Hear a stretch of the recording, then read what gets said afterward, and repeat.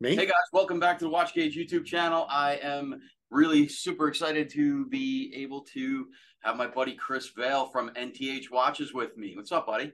Hey, John, how you doing? I'm great. I'm great. You had a brilliant idea about jumping on a video and talking about a couple things. The new Legend series that just released, as well as a couple of new models that I just got. And let's just jump right into it, buddy. It is the new Legend series. They're different than the subs in some ways, right? Yeah. And there's a bit of an inspiration behind the collection. So why don't you just dive right in? Yeah. Well, first off, you said it was a brilliant idea. I don't know how brilliant it is to get either one of us on video. Um, yeah, at our age. Yeah. This kind of, I think, is in some ways sort of a 2.0 version of the original concept behind the NTH brand. When we launched the NTH brand back in 2016, we did it with the 40 millimeter subs, which were obviously inspired by vintage diving watches, specifically those issued by various militaries like the Rolex Mill sub or the Tudor MN Snowflake subs. And we wanted to kind of capture some of that sort of vintage essence with the watches we were making, but we also wanted to make them very modern in their capabilities. And we focused on things like making them really thin for ergonomic purposes, making them very durable. So we, decided to use like steel bezel inserts instead of aluminum. We used sapphire crystals instead of acrylic. We increased the water resistance spec, but we still kind of gave them like sort of that very vintage inspired design. And we've been doing that. That's kind of that NTH 40 millimeter subs range has been our core product range now since we launched the brand. And we've done other things, but that's really always kind of been our main focus. And then a couple of years ago, I guess, one of our retailers said, we want to do an exclusive range for our store only, and we want to swap in an aluminum bezel insert instead of the steel, and we want to do a thicker sapphire crystal, kind of like a box crystal. Like we really want to kind of, in their words, they said, we want to steer into that vintage inspiration thing. And quite honestly, I thought they were nuts at first. I thought, we've sort of staked our claim as being the thinnest 300-meter diving watch in the world. And, I've spent a lot of time talking to people online about the durability of our PVD and DLC steel bezel inserts and why that's such a great choice of materials. And you're undoing all of that with this Yeah. range of subs that they wanted to do.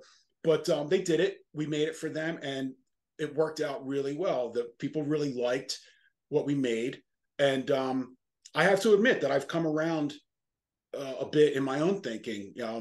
The design for the case of the 40 millimeter sub was designed for a thicker steel bezel insert. The insert has to be thicker because all the markings are engraved, and there has to be enough depth in the material to engrave those markings that we can then fill with lume.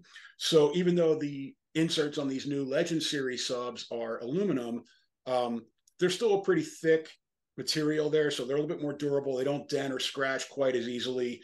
The thicker sapphire crystal, I think, it doesn't feel like the watch is that much thicker when you're wearing on the wrist. It kind of pops up above the mid case. The overall feeling of the watch is still one of thinness, but it does kind of give it a little bit more dimension, and sort of a bit more like physical texture. Where the original subs are very sleek and streamlined. These are they feel more like the vintage watches that inspired them. So after the success that we saw with this other retailer doing those subs for them, we wanted to do more of that. So we came out with these Legend series subs that were very much inspired by the Rolex Mill sub and some of the older stuff that Tudor did. And we had a little bit of an issue with Tudor alerting us that they were able to get trademark protection for the Snowflake handset. So we had to kind of halt production and redo our plans for the handset. We decided to give them all sword hands. So that held us up a little bit. We were a couple months delayed in production because of that, but they're here now. And so far, it seems like they've been really well received. There's 5 different designs. We've got something for everybody. We've done two different vintage gilt dials, the vintage red and the vintage green. We've done something a lot of people have been asking us for a while, which is a blue on blue dial, blue bezel watch. We've brought back the Commando, which I think is very much inspired by the Rolex Mill Sub. It's kind of, printed dial, vintage loom. And then we came back with the Nakin Vintage Black, which is one of our original designs with the sort of sandpaper texture dial, again, kind of like that vintage loom. And I'm really happy with how they came out. I think they're great watches. I've been wearing the hell out of mine. I got one of the vintage red from my own collection. And, like I said earlier, I've come around on my thinking. I still believe in everything I said about the value in having steel as a bezel insert. It's a very durable material. I think that's great. I still believe in sort of thinness overall as a core value in product design. But I think these are, they're fun watches. And, I think there's a place for them in our product range. And I think it maybe signals a new direction for the brand where we are not so slavish about sticking to what got us to the dance, that we're demonstrating that we're able to kind of step out of that a little bit.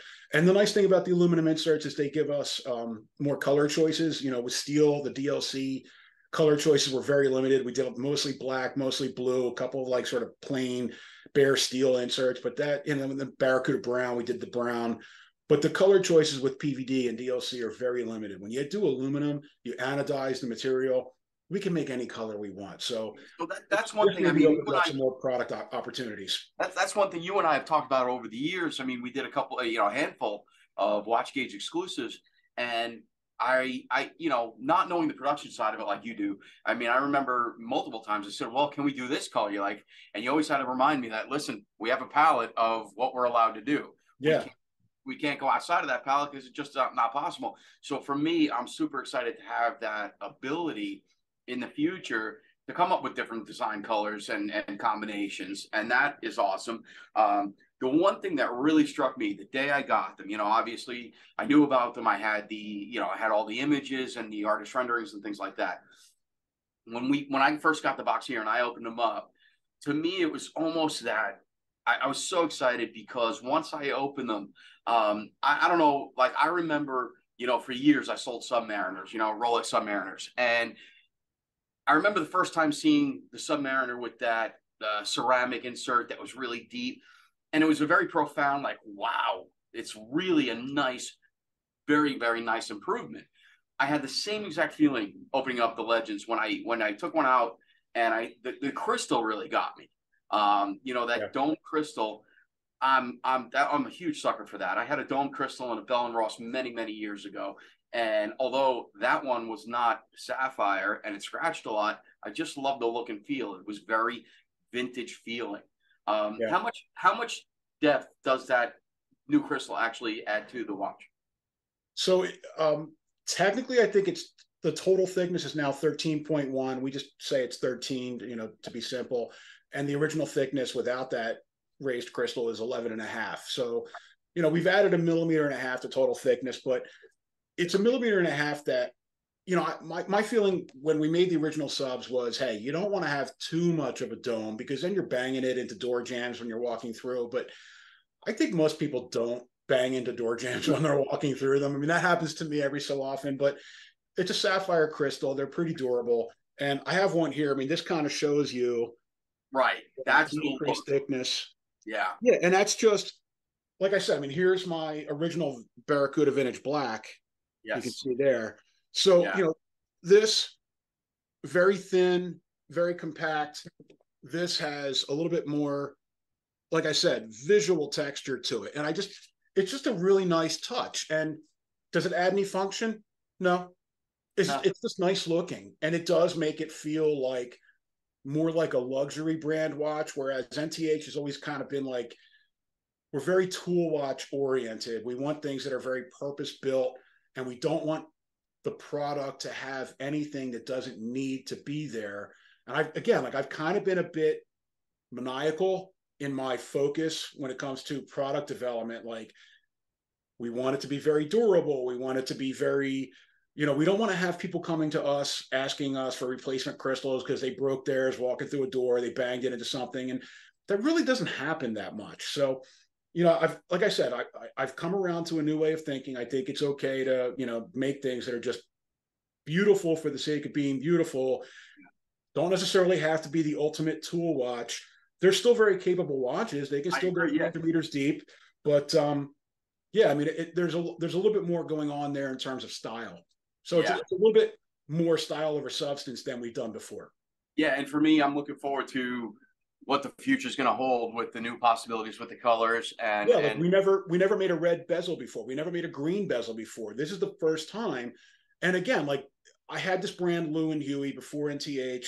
We did make diving watches. We made some of the aluminum bezel inserts, and the replacement inserts were literally like paper thin, very flimsy, and they scratched really easily. These aren't like that. They're really thick because they have to fill that same space that we used for the steel inserts. So it's aluminum. I'm not going to say it's as durable as steel, but I think it'll be more durable than most other aluminum bezel inserts because they're not wafer thin. They are very sturdy pieces. Right. And knowing your attention to the manufacturing process, I'm sure that you went over a lot of different angles with the manufacturers and whoever to make sure that that was the case.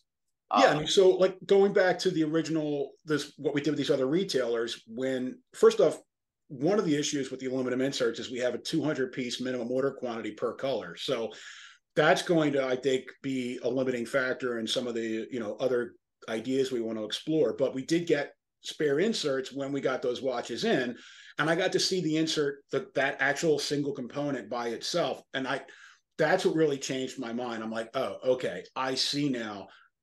These are not very flimsy. They don't bend, they don't break, they don't scratch as easily. They're very well made. I feel comfortable putting this into our own subs, not just doing these exclusives for a store that really wants them. So I feel better about it now than I did before seeing those inserts as spare parts. Love it. Love it. So then we touched in the intro, we touched a bit on something to do with Tudor and everybody, for me personally, and I think as a brand, the Nakin Modern Blue and the Nakin collection with the snowflake hands has always been top seller for me. No longer are we able to do that. Is that right? Yeah, that's the short version. So back in June, we got a letter from Tudor, a cease and desist letter, basically alerting us that they had been able to secure trademark registration in the US on the design for snowflake hands. And I sent it over to my attorney, and he said, look, I agree with you, Chris. I think it's garbage that they were able to do that. And in fact, the US Patent and Trademark Office, whoever the reviewing attorney was, originally rejected their application. They had to go back, file an appeal. They filed a lot of supporting documentation, which I think was mostly just like sworn affidavits from their ADs saying, oh, yeah, those are Tudor hands. Even though Tudor, I don't think, was the original designer of those hands and obviously not the only brand to use them. But based on that, the argument they made was not that they invented the handset or that they were the only brand to use them. The argument they made was this design of handset is so closely associated with our brand by the market that NTH and other brands using these hands is confusing the market. And I disagree with that, but that was the argument that prevailed. So my lawyer basically said, look, if you have $100,000 and you want to spend it to fight these guys, you can do that, but you're going to waste $100,000 because you're probably not going to win. And at the end of it, even if you win, you'll have spent $100,000. You should just move on with your business and not spend the money. Sure. So, like I said, we were already in the process though of making the Legend series. So we had to go back to our vendors and order all new handsets. That delayed us. And then we had to pull back some of our existing stock here in the US and reassemble it. So to your point, yeah, we're not going to be making any more watches with snowflake hands. We'll probably end up retiring the Barracuda name and just making that an Amphion because it's basically the same dial. The only difference really was the bezel inserts, which are a little bit different, and the handset. But now we're using the same handset. I don't know if we're going to keep calling them Barracudas. The Neckin, we still have some parts, dials and such that we could use to assemble, but we can't use those hands. So, right now we're using sword hands until we find something we like better. We'll probably stick with them just to avoid confusion. And then we'll see what we see. But I think with the ability to make different bezel insert colors now by using aluminum, that opens up some other design ideas. And I've been thinking for a while that, we need to, sort of figure out some new product development ideas. We've got some other things kind of in the pipeline for the brand. Um, but it's unfortunate, but that it is what it is. I mean, we're just going to have to not use that handset, but we can keep making watches and we can keep doing what we've been doing. We just have to do different stuff. Yeah. Yeah. So it kind of stinks, but like I said, we had to pull back some inventory and reassemble it, but that gives us some more product diversity right now. We brought back the Barracuda Brown, which has been one of our surprisingly popular models, considering it's kind of like an oddball color, like who wants a brown watch, but they're really nice looking watches. They are. Yeah. And it's the first time we've made a Barracuda Brown in our current generation V2 subs case with the crown guards. And we haven't made that model in a couple of years. So it's the first Barracuda Brown in the V2 case. It now has the sword hands.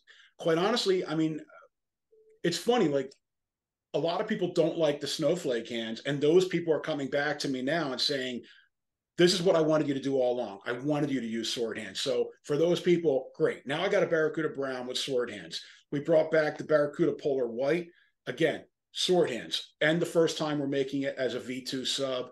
And then we've got some new designs or existing designs that we're making for the first time as V2 subs, and they are watch gauge exclusive. So you've got the Odin Blue that is inspired by the like Omega Seamaster from like the late 60s. Yeah, we didn't make very many of them, but you've got them all. So we brought back the Odin Blue, first time as a V2 sub. We brought back the Scorpion Blue. Haven't done that ever as a V2 sub. And we brought back the Scorpion Nomad. And the Scorpion Nomad really isn't that different than our regular Scorpion, except that it has a 12-hour bezel. So it's like that poor man's GMT. So, and those three designs, the Odin Blue, the Scorpion Blue, and the Scorpion Nomad, are all watch gauge exclusive. So if somebody wants them, they have to get them from your store. And that's we love doing those things with different retailers where it's like, yeah, they've got them all. Go talk to John. Yeah. It's great for me to have that ability, right? To say, this is I'm only place you can get them at. And on the same token, I love seeing your other retailers do it, albeit sometimes I'm jealous because some of those ones that other retailers get, I just flip over. There's a couple of the exclusives you did overseas that I was like, oh, I wish I thought of that, Yeah. But it's a good thing. It's a great thing, It's good for everybody. I mean, it's good for everybody. I mean, it's nice when a retailer is confident enough to invest in having us do a large number of pieces exclusively for their store. And they also want to experiment with some different design directions that we probably wouldn't go in if it was just up to me. So, yeah, I mean, like I said, I thought they were nuts when they wanted to do the aluminum bezels and the thicker crystals and some of the other things they did, but it's worked out well for them so far. So, and I'm glad you've come around on that. Yeah, I mean, it's a way for us to kind of experiment that doesn't create a lot of risk for me and my business. And some of that, honestly, I mean, we owe some of the gratitude to you and Watch Gauge, because you were the first one that really felt confident enough to do some store exclusives where you were buying the entire production run, and it's not like you're getting 2 or 3 pieces per SKU. You're getting 25 or 50. That's a lot for some retailers to take on of a single model. But we did it. You and I did it together. We proved that it could work, and then other retailers have since kind of jumped on board. But you Watch Gauge was the first. Well, I'm glad they did. I'm glad it's working out. Glad to see that there's some variation that kind of gives us an idea of what the future of the brand's going to be and going forward. And yeah, man, we appreciate it. I'm excited. As Chris just said, I've got a couple of models here that are exclusive to Watch Gauge. I have the Legend series and a few of the other ones that we just got in. Link will be in the description below on this video for sure. Anything you want to add before we wrap it up, Chris? No, I mean, I hope people like the new models. I hope they like the Legends and how they're different. But I hope they also check out the new V1 subs that we just came out with, or V2, sorry, because a lot of those, they're designs we haven't made in a number of years. There's the first time we're making them as V2 subs, and it's the first time we're making them with sword hands. So right now I just kind of want to see what people think of the different handset, the different crystal, the different insert on the bezel, and based on how people react, I think that'll tell us what we're going to be doing in the future. Love it. Absolutely love it, man. Thank you so much for taking some time on your Friday evening to speak with us. And Yeah, let's do this again soon. Happy to do it. All right, brother. Thanks, man. See ya.